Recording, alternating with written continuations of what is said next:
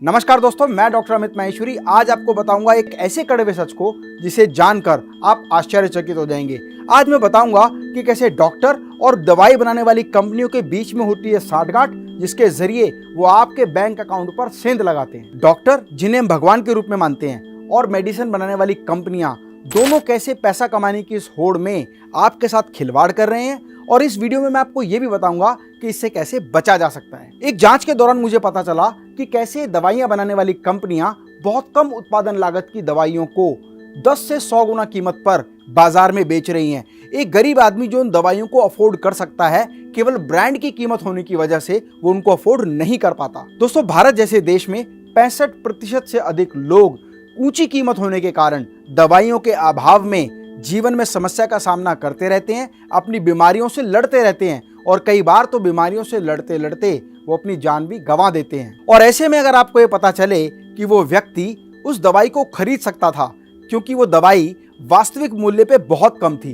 वो केवल इसलिए नहीं खरीद पाया क्योंकि वो ब्रांड को पे नहीं कर सकता था। दोस्तों, क्या आप जानते हैं कि आप अपनी बहुत सारी बीमारियों का इलाज जेनरिक दवाइयों के माध्यम से बहुत कम मूल्य में कर सकते हैं? क्या है ये जेनरिक दवाई, ये कैसे काम करती हैं और ये कहाँ उपलब्ध होती है? क्या है ये जेनरिक दवा? आइए पहले इस बात को समझते हैं। जेनरिक दवा किसी भी दवाई का मूल सॉल्ट होता है, मतलब उसका वैज्ञानिक नाम होता है जिस नाम से वो दवाई बनाई जाती है। लेकिन जानकारी के अभाव में लोग जेनरिक दवाइयों पर विश्वास नहीं करते, क्योंकि उनका विश्वसनीय डॉक्टर हमेशा उनको जेनरिक दवाई का सॉल्ट नहीं, वो उस ब्रांड का नाम लिखता है जिस ब्रांड के साथ उस डॉक्टर का पैकेज या टाई अप होता है, जिसकी वजह से डॉक्टर को बहुत अधिक लाभ होता है। आपने भी एक एहसास किया होगा कि लगभग सभी डॉक्टर की लिखाई यानी लिखावट कुछ इस तरह की होती है कि एक सामान्य आदमी उसको आसानी से नहीं पढ़ सकता।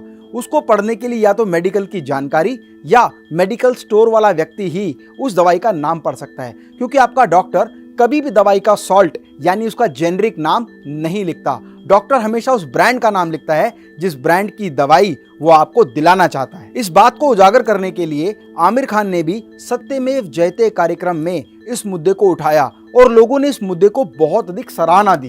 बहुत सारी जांच एजेंसियों द्वारा इस बात का भी खुलासा किया गया कि डॉक्टर और मेडिसिन बनाने वाली कंपनियों के बीच साठगांठ होती है। मेडिसिन बनाने वाली कंपनियों के मेडिकल रिप्रेजेंटेटिव MR जो होते हैं वो डॉक्टर के साथ मीटिंग फिक्स करते हैं और उनको बहुत अधिक कमीशन और पैकेजेस ऑफर करते हैं, जिसकी वजह से डॉक्टर भी आय कमाने के उद्देश्य से, एक्स्ट्रा इनकम कमाने के उद्देश्य से पेशेंट्स के लिए ब्रांड का नाम रेकमेंड करते हैं। डॉक्टर द्वारा लिखे गए मेडिसिन के ब्रांडेड नाम को जब एक पेशेंट खरीदता है तो उसका बहुत बड़ा लाभ मेडिसिन बनाने वाली कंपनी, मेडिकल स्टोर दोनों को होता है। साथ ही साथ उसका बहुत बड़ा इंसेंटिव या कमीशन डॉक्टर को भी जाता है। आपने अपने जीवन में कई बार एक अनुभव किया होगा, आपका डॉक्टर जो दवाई लिखता है वो दवाई उसके साथ वाले या पास वाले मेडिकल स्टोर पर मिलती है। कई बार आपने देखा होगा कि वो दवाई दूर दूर तक कहीं नहीं मिलती, वो केवल और केवल डॉक्टर के पास वाले मेडिकल स्टोर पर मिलती है, क्योंकि मेडिसिन कंपनी का जो MR है उसने वो नाम रेकमेंड करने के लिए डॉक्टर के साथ कमीशन सेट किया है, और जैसे ही आप वो दवाई खरीदते हैं तो उसका इंसेंटिव कमीशन डॉक्टर तक पहुंच जाता है। दोस्तों, मेरी एक बात को ध्यान से समझ लीजिएगा, एक ब्रांडेड दवाई या जेनरिक दवाई मूल रूप से दोनों एक ही होती है। मतलब उनका जो सॉल्ट है, उनका जो इंग्रेडिएंट है, वो दोनों में सेम होता है। केवल ब्रांडेड दवाई ब्रांड की वैल्यू को बढ़ाकर उसकी मार्केटिंग, उसका प्रमोशन, उसका कमीशन डिस्ट्रीब्यूशन के आधार पर उसकी कीमत को बहुत अधिक बड़ा कर देती है, जिसकी वजह से पेशेंट को भी लगता है कि ये दवाई मेरे लिए बहुत कारगर है, और अगर दवाई वही कोई और रेकमेंड कर दे तो उसको लगता है सस्ती दवाई है, शायद उतना असर नहीं करेगी। ये भी एक जागरूकता, हमारे लोगों के बीच में इस जागरूकता का अभाव है, जिसकी वजह से हम कंफ्यूज हो जाते हैं। एक एग्जाम्पल के माध्यम से भी इस बात को आप अच्छे से समझ जाएंगे।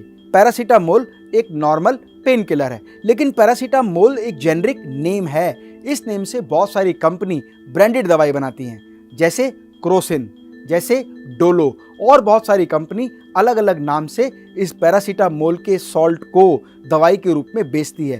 पैरासीटामोल 1 रुपए की आती है, लेकिन बहुत सारी ब्रांडेड दवाई 2 रुपए, 3 रुपए, 5 रुपए और 10 रुपए तक आती है। इसका मतलब दोनों का सॉल्ट सेम है, लेकिन डिफरेंस क्या है? ब्रांड का। और डॉक्टर भी जब रेकमेंड करता है तो वो पैरासीटामोल ना लिखकर आपको क्रोसिन या डोलो लिखता है। इसका मतलब उसको पता होता है कि एक ब्रांडेड दवाई है। दोस्तों, जेनरिक और ब्रांडेड दवाई के बीच कंपैरिजन करते समय जिनको हम सॉल्ट नेम से कंपेयर कर रहे थे, एक बहुत बड़ा डिफरेंस पता चला।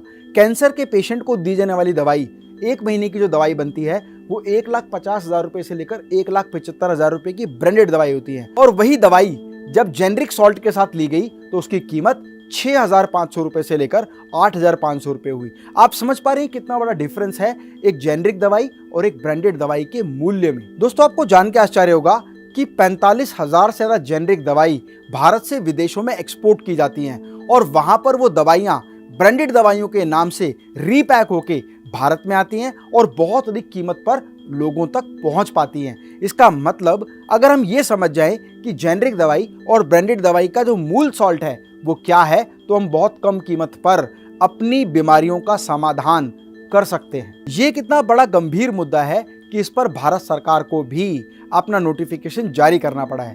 भारत सरकार ने एक नोटिफिकेशन जारी किया है जिसमें डॉक्टर्स को ये निर्देश दिया है कि आप दवाई का ब्रांड नहीं, उसका मूल सॉल्ट लिखेंगे, यानी उसका जेनरिक नाम लिखेंगे, ताकि पेशेंट अपनी इनकम के आधार पर, अपनी खर्च करने की क्षमता के आधार पर किसी भी ब्रांड की दवाई को, जिसे वो आसानी से अफोर्ड कर सकता है, वो ले सके। भारत जैसे देश में जहाँ जनसंख्या का बहुत बड़ा हिस्सा गरीबी रेखा के नीचे रहता है, वहाँ पर 98% दवाइयाँ ब्रांडेड बेची जाती हैं और केवल 2% हिस्सेदारी जेनरिक दवाइयों की है।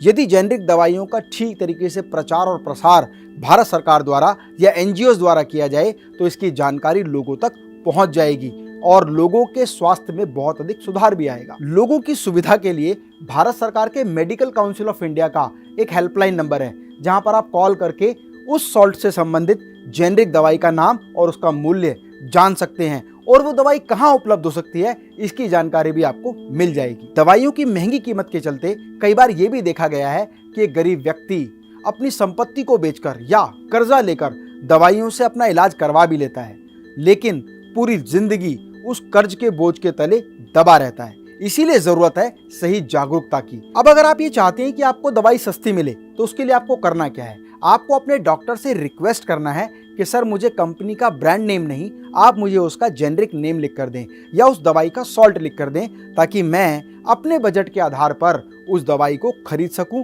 और अपनी बीमारी का इलाज करा सकूं। दोस्तों, मेरा आपसे रिक्वेस्ट है कि ये वीडियो हर व्यक्ति के साथ जरूर शेयर करें। साथ ही साथ ये वीडियो अपने डॉक्टर को भी शेयर करें ताकि उसको भी पता हो कि आप भी जेनरिक दवाई के बारे में बहुत कुछ जानते हैं। और ये वीडियो जब आप किसी को शेयर करेंगे तो हो सकता है कि उसके परिवार में उसकी आय का बहुत बड़ा हिस्सा जो अन्य दवाइयों पर खर्च हो रहा है, वो उस खर्चे को बचा सके और उसका प्रयोग अपने परिवार के विकास के लिए और उन्नति के लिए कर सके। जब हर घर में स्वस्थ व्यक्ति होगा तभी देश भी स्वस्थ होगा। इसीलिए इस वीडियो को जरूर शेयर करें।